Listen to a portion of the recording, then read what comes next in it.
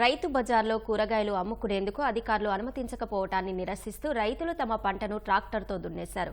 గుంటూరు జిల్లా తాలాయపాలెంకు చెందిన రైతులు మోసెస్, రమేష్ తమ పొలంలో కూరగాయలు సాగు చేసి రైతు బజార్లో విక్రయించేవారు.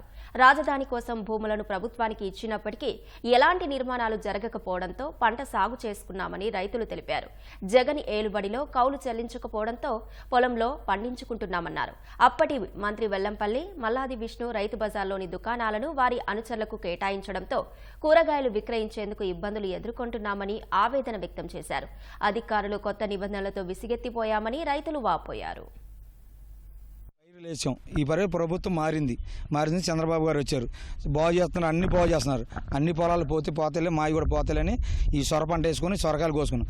రైతు బజార్ మార్కెట్ వెళ్తుంటే రైతు బజార్లో ఈవోలు మమ్మల్ని లెక్క చేస్తలా.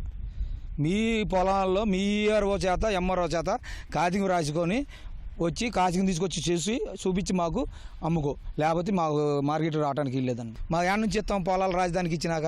మల్లాది విష్ణు దగ్గర ఎల్లంపల్లి కానీ ఆయంలో వాళ్ళు చేసిన రాజకీయం అలాంటిది. వాళ్ళ గుమ్మస్తాలు, వాళ్ళ పిఎలు, వాళ్ళ కొట్లు ఇప్పించారు మా గుమ్మస్తాలకి. మా బతికే జీవనం మీద మేము అమ్మి పండించిన పంట దెబ్బతిస్తున్నారు వాళ్ళు. గత 2 సంవత్సరాలుగా రాజధాని రైతులు కౌళ్ళు ఇట్లా కోట్లకి వెళ్ళినా కానీ కోట్లు జగన్ ప్రభుత్వం లేదా ఇప్పుడు ప్రభుత్వం మారింది ఇచ్చిద్ది. కానీ అప్పుడు దాకా పైర్లు వేసుకుంటా ఉన్నాం బతుకు తెరుగు కోసం. కానీ రైతు బజారులో కొట్లిపోతే రైతులు, నిజమైన రైతులకి అక్కడ వాళ్ళకి లోకల్ వాళ్ళకి ఇచ్చి ఇది చేస్తే రైతులు ఇబ్బంది పడతారు కదా.